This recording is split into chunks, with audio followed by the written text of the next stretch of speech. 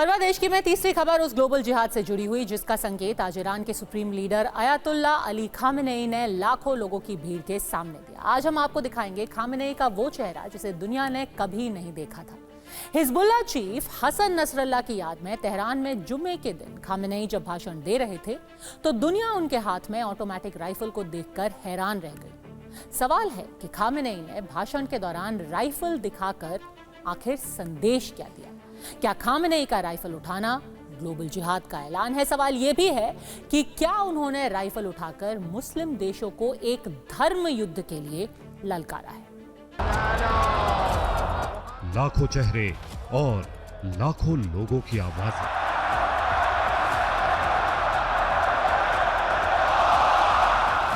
शहर ईरान की राजधानी तेहरान, जगह ग्रैंड मुसल्ला मस्जिद।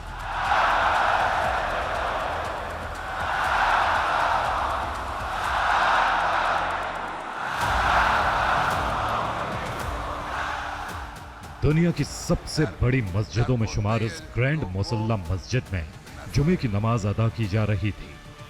तेहरान में इसी जगह पर लाखों लोगों की इस भीड़ के सामने एक उम्र दराज शख्सियत भी लोगों से रूबरू थी। सिर पर काली पगड़ी, बदन पर काला लिबास और सफेद लंबी दाढ़ी।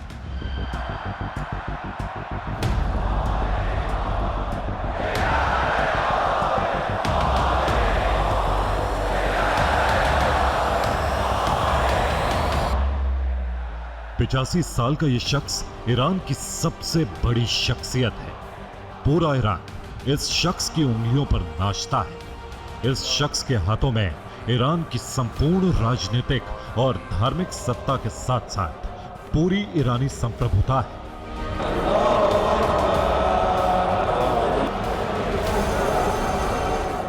इनकी इजाजत के बिना ईरान में कोई भी सरकारी या गैर सरकारी फैसला अंतिम नहीं माना जाता। इनका हर फैसला ईरान में आखिरी फैसला माना जाता है।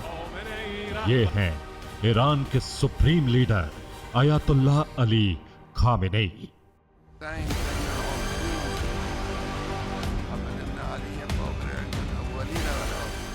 ये नाम आपने कई बार सुना है, इसलिए यहां इस शख्सियत के बारे में बताना हमारा मकसद नहीं। हम जो आपको दिखाने जा रहे हैं वो है ये तस्वीर।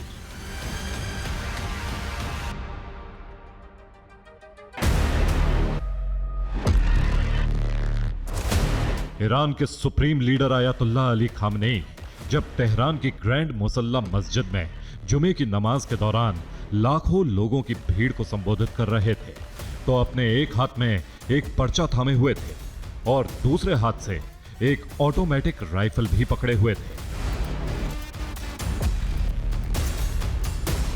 तस्वीरों में खामेनेई को राइफल के साथ साफ तौर पर देखा जा सकता है।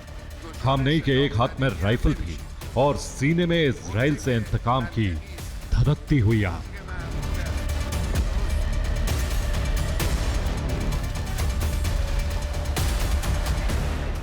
हिजबुल्लाह चीफ हसन नसरल्लाह की मौत के 7 दिन बाद जब खामेनेई जुमे की नमाज के समय तेहरान की ग्रैंड मुसल्ला मस्जिद में पहुंचे तो इस दौरान खामेनेई के एक एक कदम और उनकी हर जुम्बिश पर पूरी दुनिया की नजर थी।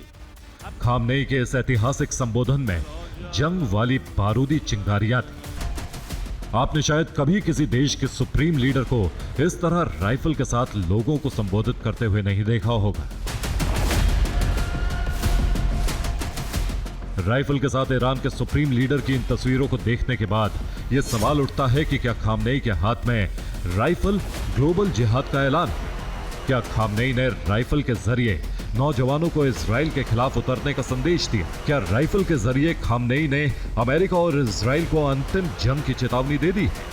क्या यह राइफल मिडिल ईस्ट में महायुद्ध के आगाज का ऐलान है? क्या राइफल के माध्यम से खामेनेई ने मुस्लिम देशों को एकजुट होने का संदेश दिया? क्या राइफल लेकर खामेनेई ने ईरानी प्रॉक्सी का हौसला बढ़ाने की कोशिश की? 2 अक्टूबर को इजराइल पर मिसाइलों से हमलों के बाद पहली बार ईरान के supreme leader Ayatollah Ali Khamenei सामने आए। 7 दिन पहले इजराइल ने हिजबुल्लाह के गढ़ में ही उसके चीफ नसरल्लाह को खत्म कर दिया था।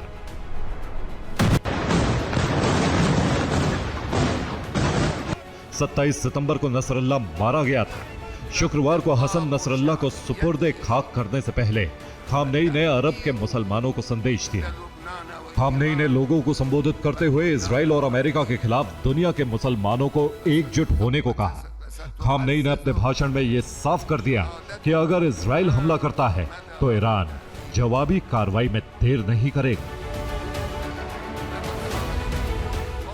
आपको बताते हैं नसरल्लाह की मौत के बाद अपने पहले भाषण में खामनेई ने और क्या क्या कहा और इसके मायने क्या है।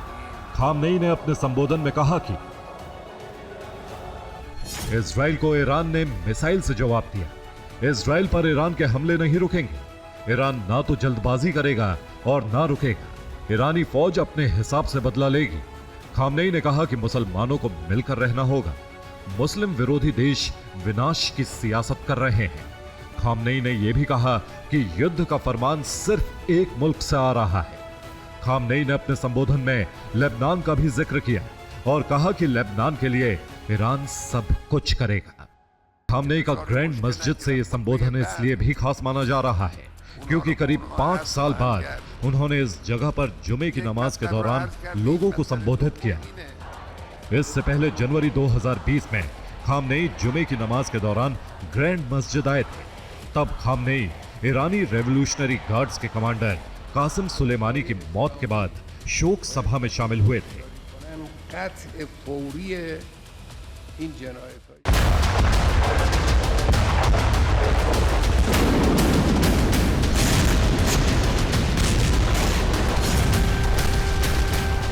इजराइल और हमास के बीच जंग के करीब 1 साल बीतने के बाद यह पहला मौका है जब ईरान के सुप्रीम लीडर खामनेई ने इतनी बड़ी तकरीर की।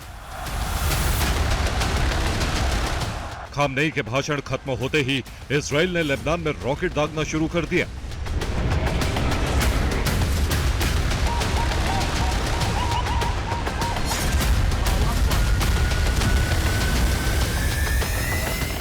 हिजबुल्लाह चीफ नसरुल्लाह को सुपुर्दे खाक किए जाने के वक्त भी ईरान को यह डर था कि इजराइल इस दौरान बड़े हमले जरूर करेगा ताकि नसरुल्लाह को ईरान शहीद का तमगा ना दे सके। इसीलिए नसरुल्लाह को खुफिया जगह पर दफनाया गया।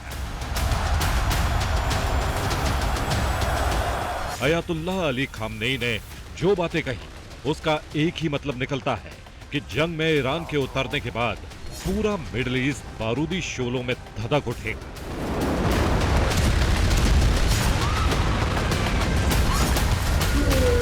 खामनेई की तकरीर से यही लगता है कि अब यह जंग सिर्फ इजराइल और ईरान या लेबनान, यमन और हमास के साथ नहीं बल्कि पूरे अरब में बारूदी बवंडर उठेगा।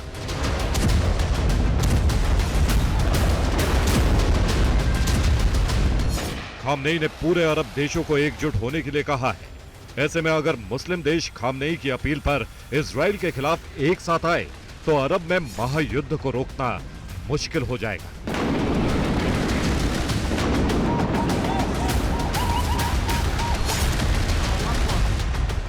खामनेई ने अपनी तकरीर के जरिए ईरान का इरादा साफ कर दिया है कि अब वो रुकने वाला नहीं है।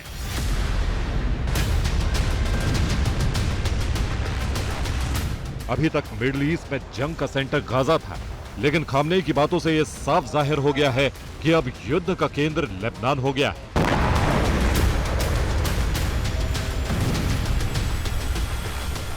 पिछले साल 7 अक्टूबर को हमास ने इजराइल पर जो हमले किए थे उसका बारूदी विस्तार पूरे अरब में साफ दिखने लगा है।